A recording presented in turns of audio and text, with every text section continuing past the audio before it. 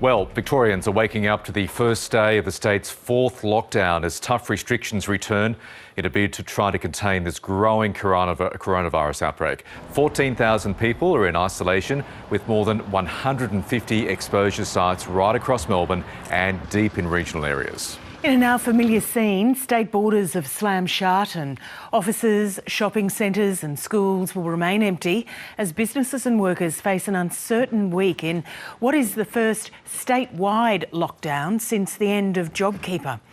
Lots to look at this morning. We'll be in border towns and Mads is in Melbourne CBD. But first to Steph Ferrier.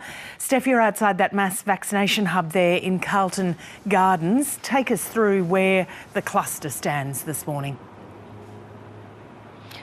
Good morning, Lisa. Yes, here we are once again with only people out getting their vaccinations as we head into this lockdown once again, the fourth in the space of a year.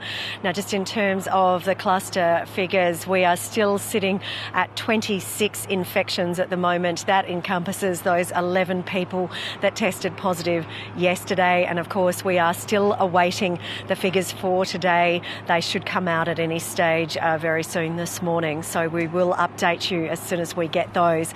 In the meantime, we have more than 14,000 people who are primary, secondary, close contacts or people who have gone to some of those exposure sites who are now having to isolate.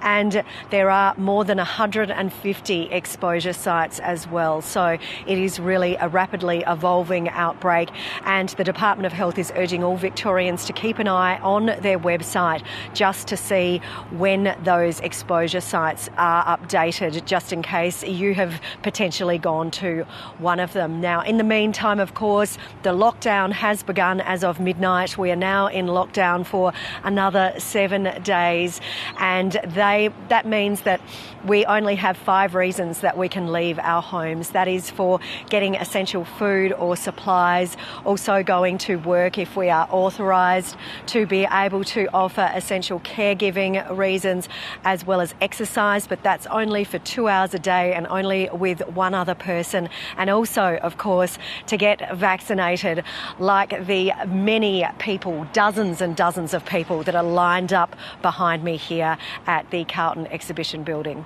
So 40 to 49-year-olds are now also eligible to have the Pfizer vaccine. What's happening with that?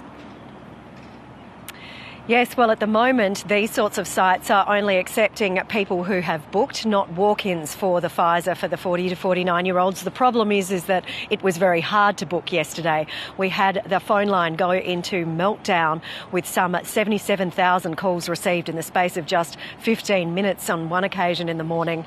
And I know I was trying madly to get through all yesterday and couldn't do so. My husband managed to get on the phone and was put on hold for 2 hours to get an interstate call taker who said that she could not actually book for him because she was interstate, but handed him a handy supposed web link for him to be able to do that. And it turns out that that's the same one that hasn't been updated, that says that we are not eligible. So there is a little bit of frustration, but the Health Department does say, please just be a little bit patient.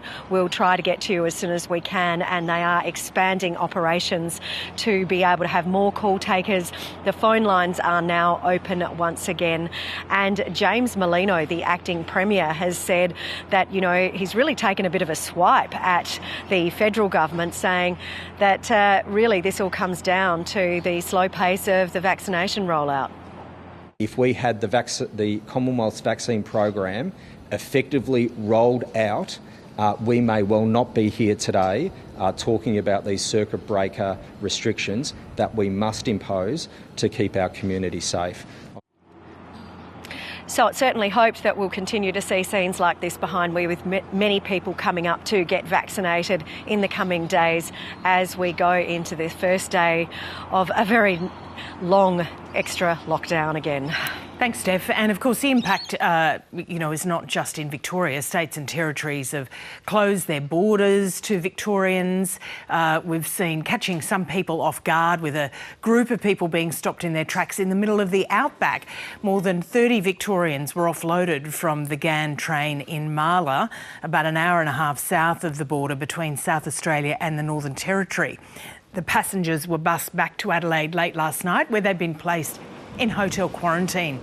Meanwhile, 20 people were taken off another train in Alice Springs and are now quarantining there.